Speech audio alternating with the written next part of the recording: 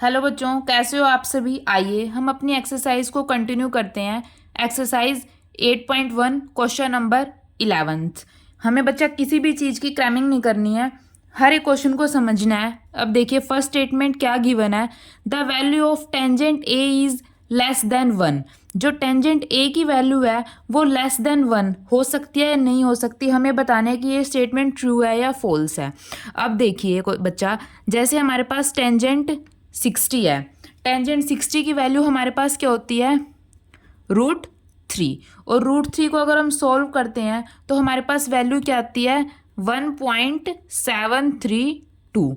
जो ये 1.732 है ये ग्रेटर देन 1 है, ठीक है। सिमिलरली अगर मैं टेंजेंट 45 करती हूँ, टेंजेंट 45 की वैल्यू हमारे पास क्या होती है, 1, ठीक है। अब अगर मैं यहाँ पे टेंजेंट 90 की वैल्यू लिखती हूँ, टेंजेंट 90 हमारे पास क्या होता है, इन्फिनिटी, वो भी हमारे पास ग्रेटर देन 1 है। दैट मीन्स अगर मैं टेंजेंट 45 से आगे एंगल को बढ़ाती जाऊँगी तो हमेशा ग्रेटर देन 1 आ रहा है, तो हमारे पास स्टेटमेंट फॉल्स हो जाएगी, क्योंकि स्टेटमेंट में बोला है कि टेंजेंट ए की वैल्यू है हमेशा लेस देन 1 होती है, तो ये फॉल्स हो जाएगी।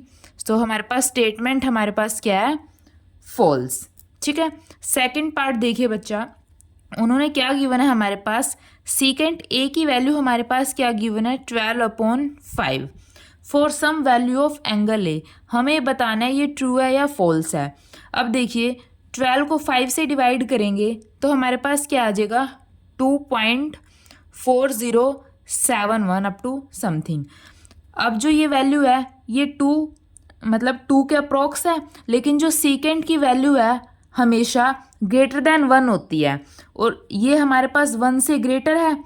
दैट मीन्स ये हमारे पास ट्रू है। देखिए यहाँ पे हम लिखेंगे सीकेंट वैल्यू आर ऑलवेज, जो सीकेंट की वैल्यूज होती हैं हमेशा ग्रेटर देन 1 होती है, और ऑलवेज ग्रेटर देन 1।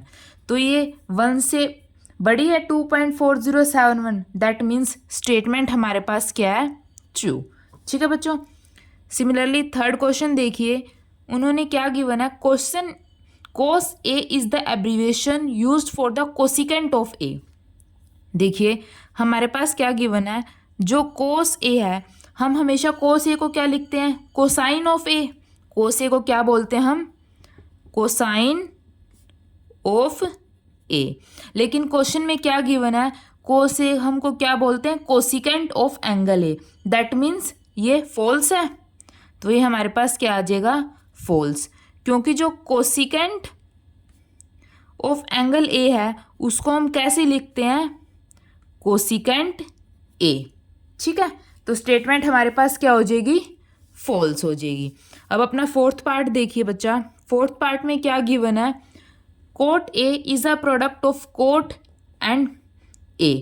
देखिए उन्होंने क्या बोला है, जो कोट A है वो हमारे पास प्रोडक्ट होती है कोट इनटू में A।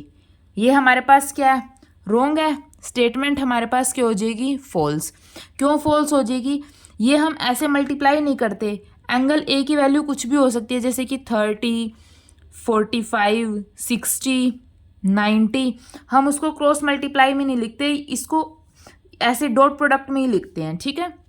तो स्टेटमेंट हमारे पास क्या हो जाएगी, फॉल्स। अब फिफ्थ पार्ट देखिए, फिफ्थ पार्ट में क्या गिवन है, साइन थीटा की वैल्यू गिवन है। साइन थीटा हमारे पास क्या गिवन है, 4/3। हमें बताना है ये स्टेटमेंट ट्रू है या फॉल्स है। 4 को 3 से डिवाइड करेंगे तो क्या आएगा, 1.666। जो ये वैल्यू है ये ग्रेटर देन 1 है, और जो साइन थीटा की वैल्यू होती है बच्चा हमेशा लेस देन 1 होती है। दैट लेकिन ये तो 1 से ग्रेटर है, दैट मीन्स ये स्टेटमेंट हमारे पास क्या है, फॉल्स। रीज़न क्या लिखेंगे यहाँ पे, value of sine theta always less than 1। जो साइन थीटा की वैल्यू होती है हमेशा 1 से छोटी होती है, ठीक है बच्चों। अगर आपको कुछ भी डाउट हो तो प्लीज़ मुझे कमेंट सेक्शन में बताइए। अगर वीडियो अच्छी लगे तो प्लीज़ इसको लाइक कीजिए, चैनल को सब्सक्राइब कीजिए। Thank you.